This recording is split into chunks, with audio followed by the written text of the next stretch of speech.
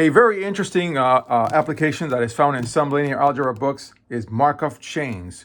Now, in the case of the theoretical books, such as Friedberg, Insel, Spence, or Axler, it's very interesting that FIS does have a long section on Markov chains, but in the case of Axler, he only mentions the Geschorn disk, and I'll show that. But then in the case of your typical application books, your engineering linear algebra books, yes, they do treat it. And I'll just show, this is going to be a very short video showing how these sections pan out in these books. So in the case of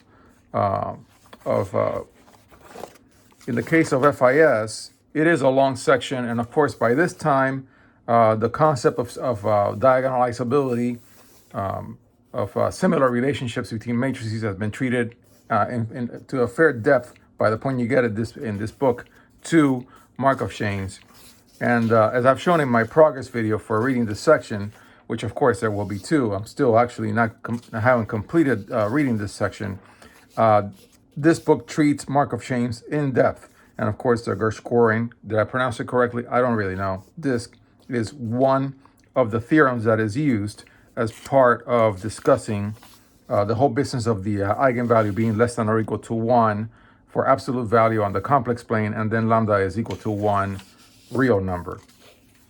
So there is how FIS treats it. There is a section that you can go on the web where they have an application.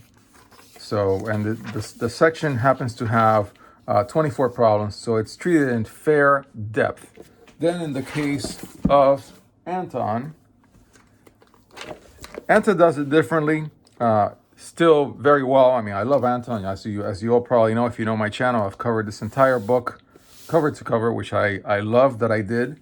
And so in the case of Markov chains in Anton, it's really a dynamical systems section. The same thing, same content, some great examples, typical of Anton, really well explained. Yeah, the state vector, then an unstable Markov chain,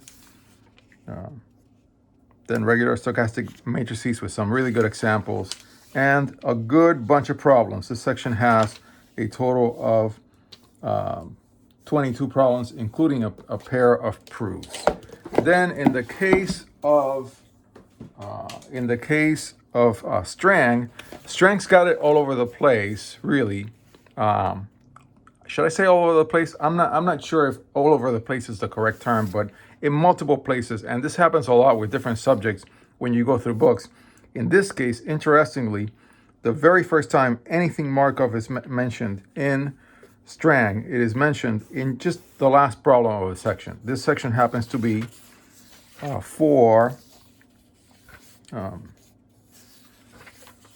see, what is this called? It's just the intro to chapter 5. And it's talking about eigenvalues and eigenvectors.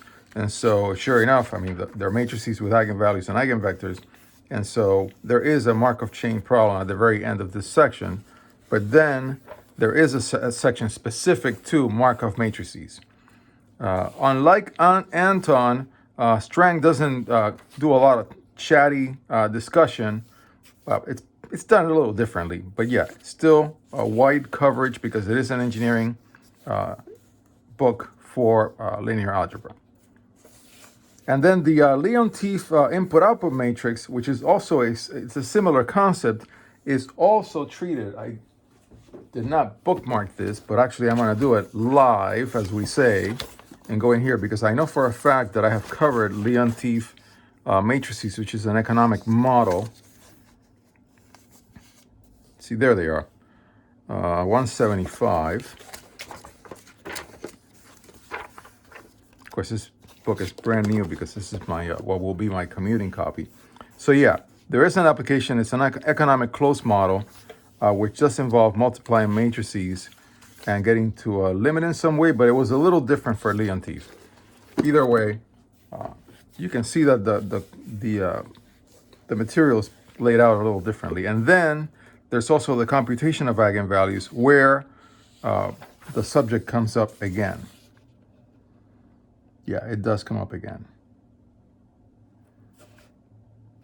Yeah, with triagonal and Heisenberg forms. Yeah, But this is a different angle, so I'm going to stop there for Strang. Then in the case of Axler does talk about the Gershgoring disk, and I'm going to see if I can zoom in a little more because this book is a little smaller than the other ones, and put it here. Yeah, there we go.